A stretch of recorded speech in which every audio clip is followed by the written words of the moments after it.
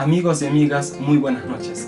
Queremos darle la bienvenida a Ciudadano Digital y en esta oportunidad queremos agradecer al economista César Holguín por recibirnos en su biblioteca personal para dialogar sobre el conflicto minero suscitado en la comunidad campesina de Fuerabamba. César, buenas noches.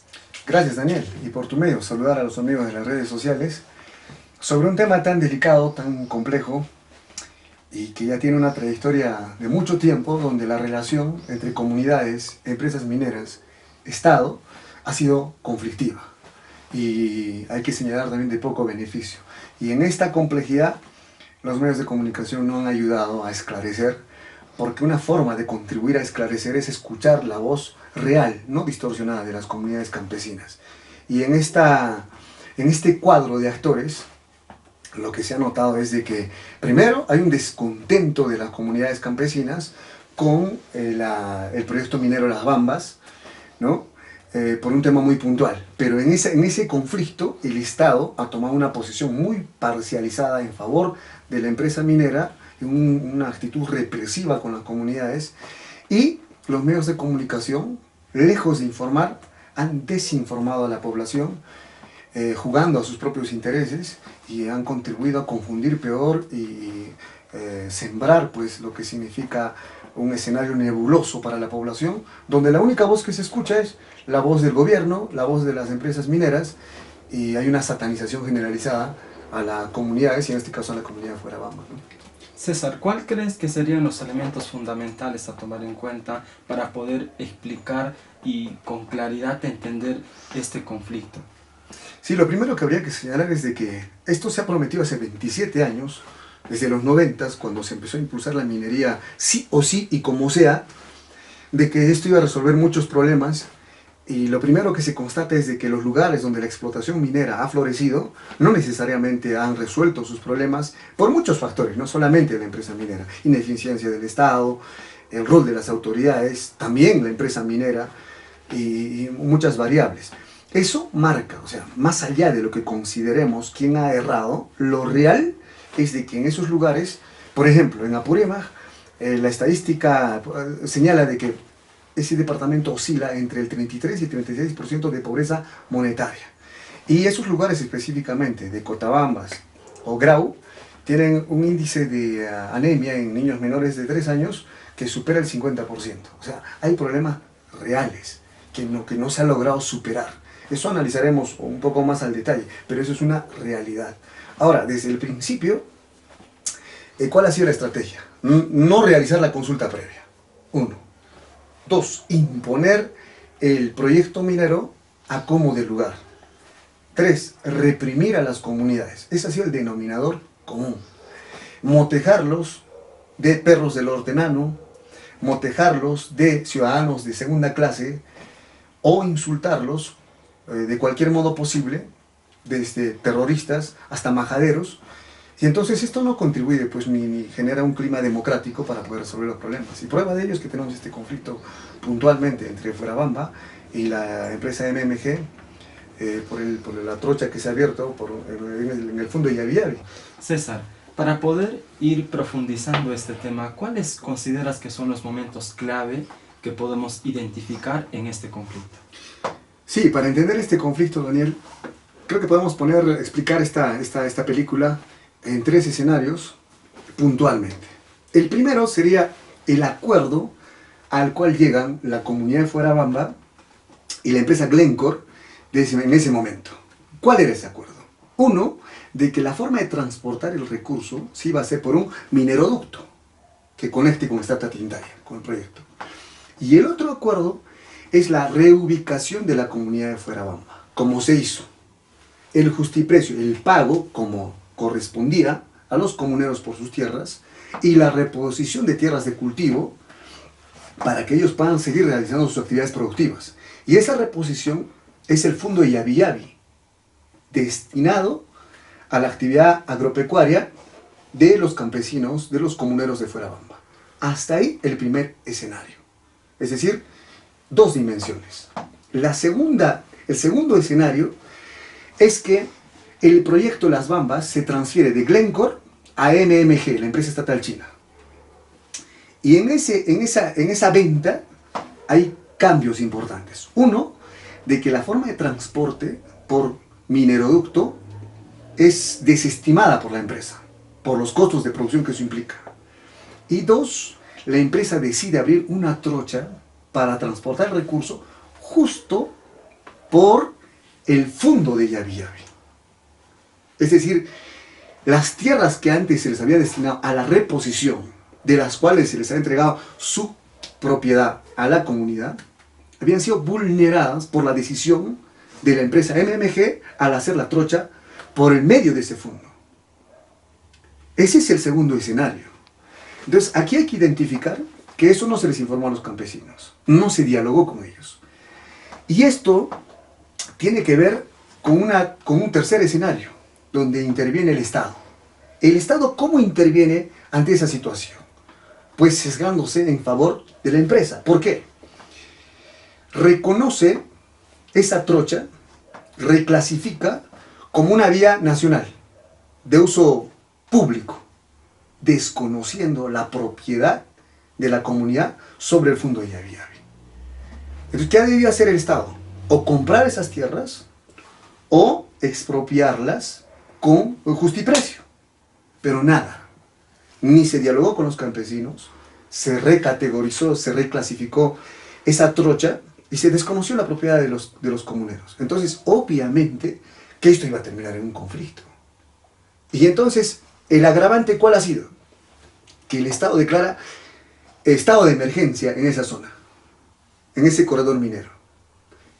Reprime a los campesinos y captura a sus dirigentes. Entonces, obviamente que aquí se nota claramente que los cambios que ha habido han sido inconsultos y afectando la propiedad destinada a la actividad agropecuaria de los campesinos sin consultarles. Y el Estado desconociendo esa propiedad comunal.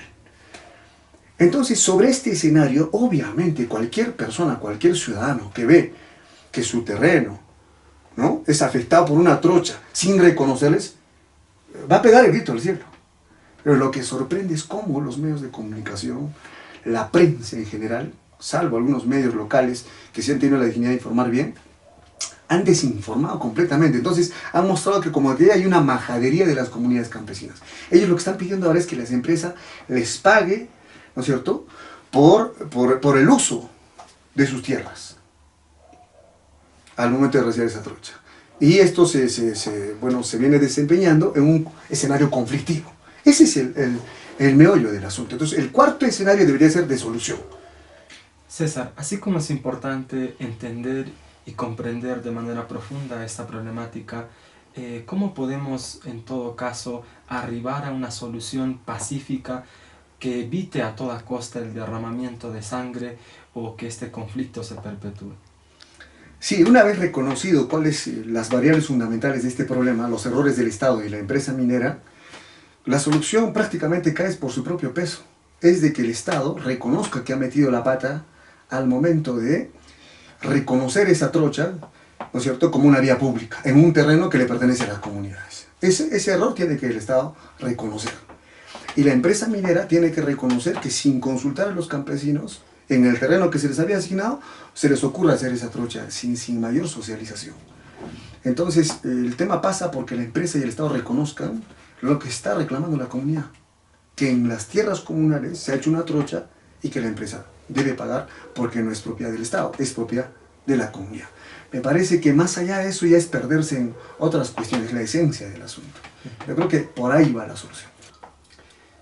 El conflicto en las Bambas nos conlleva a un escenario donde podemos apreciar una minería que ciertamente genera conflicto.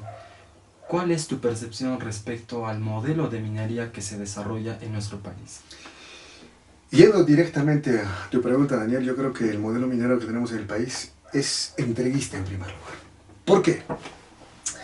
Porque lo primero que se ha hecho es negociar mal. O sea, ese tema es un tema que ya no se toca ahora. Es decir, ya pasó, es una discusión superada. Pero, en mi opinión, la forma de cómo se hace la extracción minera es totalmente entreguista.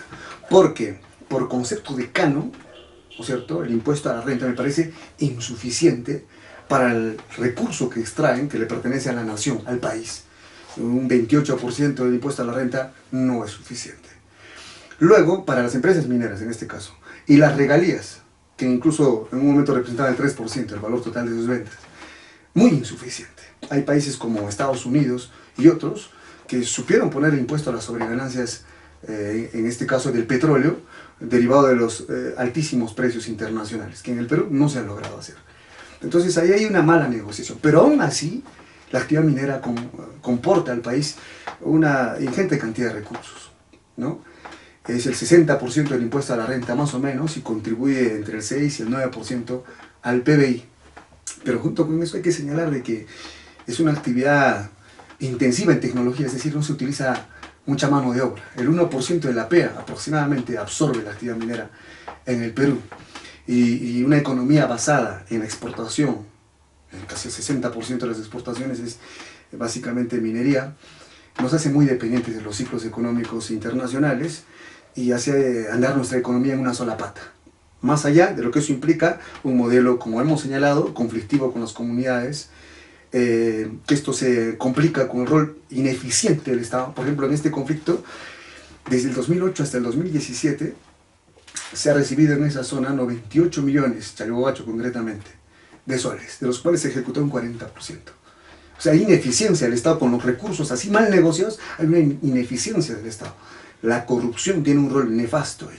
El robo que eso implica, la contaminación, el no respeto a las comunidades, hace una ecuación catastrófica para el modelo minero actual, junto con la dependencia que eso comporta de los ciclos internacionales. Esto nos lleva a replantear la minería en nuestro país. Primero, parte de ese replanteamiento sería recuperar soberanía en la explotación de estos recursos. Implica evaluar nuevamente si el impuesto a la renta es suficiente, si las regalías que estamos cobrando es suficiente y las sobreganancias mineras. Eso se debe rediscutir. Eso lleva a cosas mayores como el cambio constitucional y otros temas. El otro asunto es la relación con las comunidades campesinas, que no puede ser de imposición, de represión. El tema del medio ambiente.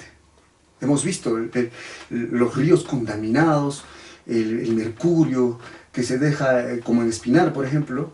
Entonces, el no respeto a las zonas de actividad agraria o ganadera, la falta de zonificación económico-ecológica y muchos otros problemas nos llevan necesariamente a pensar la ruta de un nuevo modelo minero en el Perú. No es no a la minería tiene un rol importante, más aún en un país como el nuestro, que necesita recursos para superar su atraso, la pobreza, la anemia, financiar educación, etc. Pero el problema es que la minería en el Perú, estos recursos no han terminado transformando el rostro económico, social y conservando el medio ambiente en el país. Conflictos, desde el Baguazo hasta la actualidad, conflictos. La pobreza nos ha crecido en el Cusco.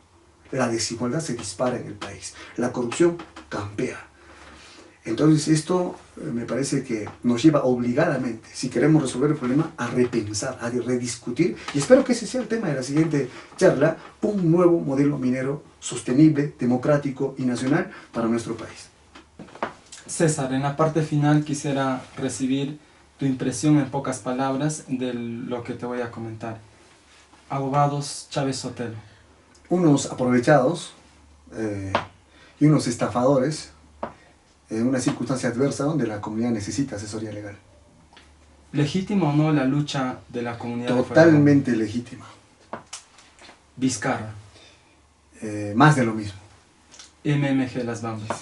Torpes, con una comunidad que van a interactuar 20 años, solamente pensar en reducir los costos de producción. Torpeza. Modelo minero peruano. Debe 100% rediscutirse el modelo minero en el país, en mi opinión. En la parte final quisiéramos apreciar esta iniciativa de parte de la ciudadanía que está convocando a una movilización, y en Apurímac se va a dar el paro el 2 y 3 de abril respecto a este conflicto. Yo saludo que la ciudadanía se solidarice contra lo que a todas luces es un atropello a una comunidad campesina por parte de la empresa y por parte del Estado. Y esto tiene que ver con evitar algo que ha ocurrido en nuestro país, un segundo Baguazo.